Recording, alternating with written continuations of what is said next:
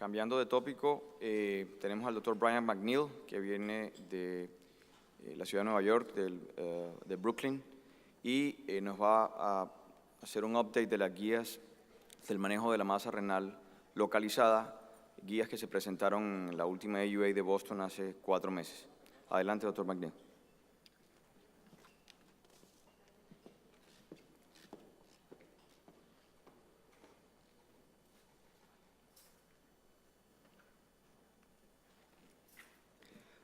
It's a pleasure to be speaking with you again. We've discussed a lot, and we'll move forward with the latest update to renal mass and localized renal cancer guidelines. I have no disclosures. I've used a few slides from my former mentor, Dr. Campbell. So the recent guidelines, they've been updated this past year, and it's the first time that they've been updated since 2008, 2009. This was done according to an Agency for Healthcare Research and Quality review, looking at the data available over the last 25 years. Per previously published AUA grading ratings, evidence was graded A, B, or C, correlating with strong, moderate, or conditional recommendations. When there wasn't enough available data, there were some recommendations made, and we are calling those expert opinions and clinical guidelines.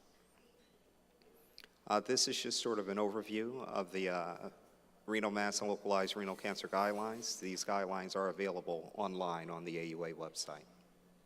So what's new? There are several new things about the most recent guidelines. One is the absence of an index patient. In the past, we use an index patient. However, we've realized that care of patients with cancer, and particularly renal cell carcinoma, should be individualized.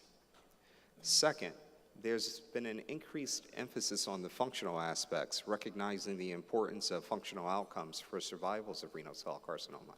Patients with renal cell carcinoma with appropriate treatment go on to live productive lives. In particular, we've become more concerned with kidney function and creatinine clearance, and the impact of CKD. So what else is new? The role for radical nephrectomy has been restricted. The partial nephrectomy role has been expanded. We have more firm guidelines looking at thermal ablation as well as the role of renal biopsy. And shared decision-making is extremely important. However, efforts should be led by the urologist, and we should employ a multidisciplinary approach if necessary. So we'll focus first on evaluation, diagnosis, and counseling. The first 9 statements, I'll say. Specific recommendations about imaging, laboratory evaluation, metastatic workup, and staging of CKD are provided. In particular, imaging of the abdomen in the form of a CT scan with contrast, if possible, or an MRI is indicated. In addition to the usual blood count and complete metabolic panel, we are also recommending a urinalysis to detect the presence or absence of proteinuria, because this would impact your decision to seek a nephrology eval. Counseling is extremely important. Again, this should be led by the urologist, but a multidisciplinary approach should be used if indicated. Looking at the role of renal mass biopsy, and guideline statements 10 and 11 deal with this in particular. It should be considered when a mass is thought to be metastatic in nature, inflammatory, or infectious. Beyond this, it should be obtained on a utility-based approach. There's no need to biopsy every patient who presents with a renal mass. When considering the utility of the renal mass biopsy, patients should be counseled regarding the risks of the biopsy, the positive predictive value, as well as the negative predictive value. And in particular, they should be informed that even if their biopsy is inconclusive, this does not mean that there's not something there. The biopsy could have just missed a spot. And also, multiple core biopsies are suggested instead of fine needle aspiration. That's clearly outlined with recent guidelines, and it's a moderate recommendation.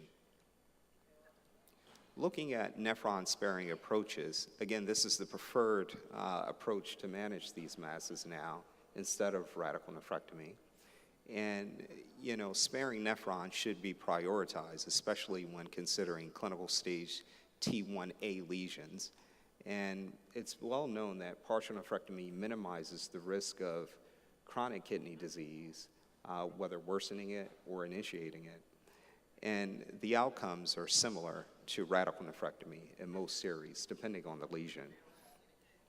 There have been meta-analyses which indicate that the outcomes are fairly similar, and most small renal masses have low oncologic risk, and the morbidity can be managed. There are complications which can occur with partial nephrectomy, of course, but these can be managed. This just shows a meta-analysis of the incidence of chronic kidney disease stage 3, comparing radical nephrectomy versus partial nephrectomy, and you can see that the data supports partial nephrectomy. Again, nephron-sparing approaches should be prioritized, especially in patients with functionally solitary kidneys, bilateral tumors, a known familial renal cell carcinoma, or pre-existing CKD. This is a moderate recommendation, evidence grade C, and nephron-sparing approaches should be considered for patients who are young, those who have multifocal masses or comorbidities that will likely impact renal function in the future. For instance, someone who may have uncontrolled hypertension or perhaps diabetes. This is a conditional recommendation with evidence level grade of C. So again, preservation of functioning nephron should be prioritized, but a surgical margin that's negative is key, and the extent of the parenchyma removed should be left at the discretion of the surgeon. So there's been some debate about tumor enucleation versus traditional partial nephrectomy where a rim of normal parenchyma is excised. It's a little controversial, but traditional partial nephrectomy, standard partial nephrectomy, I'll say, should be prioritized, but there are some cases where enucleation is preferred. The exact criteria for selection, though, is unclear. It's not well defined at the moment.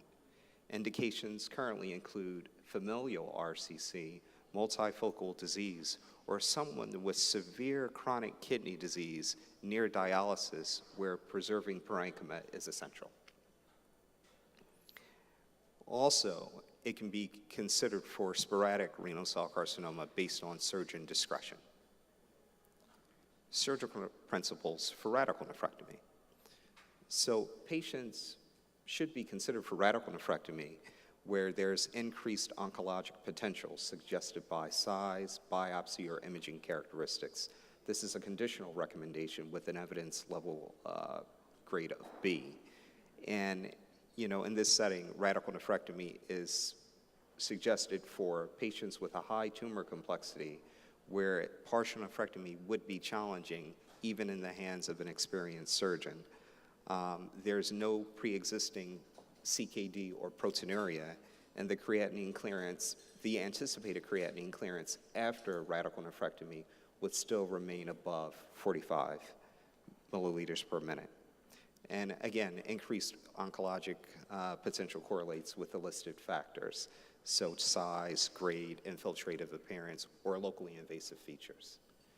So the role of radical nephrectomy, again, well-defined patient criteria, high tumor complexity, no pre-existing CKD, nor a normal contralateral kidney, and otherwise, partial nephrectomy should be considered feasible.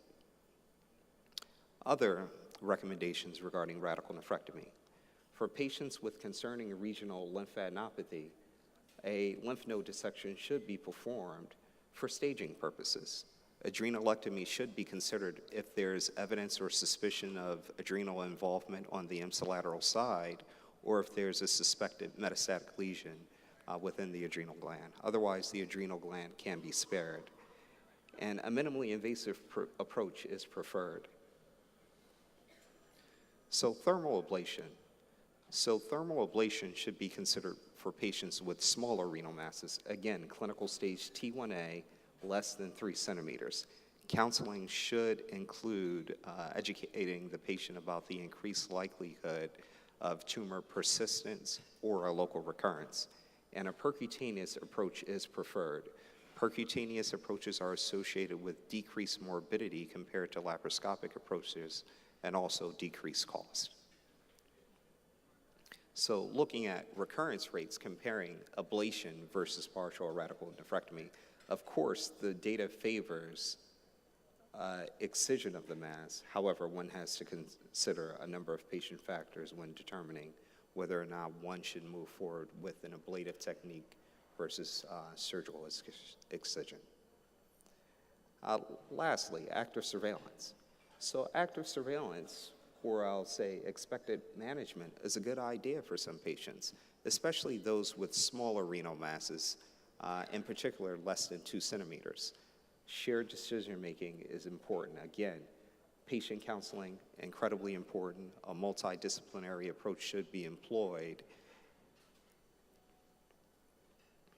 And comparing factors, looking at who's a good candidate for active surveillance versus intervention, just kind of take a look at the chart here. Patient-related factors to consider. You should consider whether or not a patient is elderly, what their comorbidities are, whether or not there would be increased perioperative risk, and tumor factors that favor surveillance over excision include tumor size, tumor growth of less than 5 millimeters per year, low complexity, and favorable histology. Things that favor intervention include a young patient, a life expectancy of greater than 5 years, acceptable perioperative risk, and patient preference for treatment. Also, one should consider size. If a mass is larger than 3 centimeters, that favors intervention compared to one that is smaller.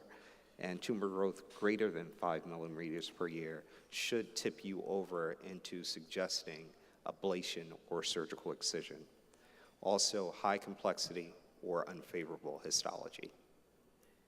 So summing things up, this sort of summarizes the treatment guidelines for local renal masses per the recently updated AUA guidelines. This is available online. I encourage you to take a look. And again, with the other slides, I'm happy to share them with anyone in attendance. Thank you.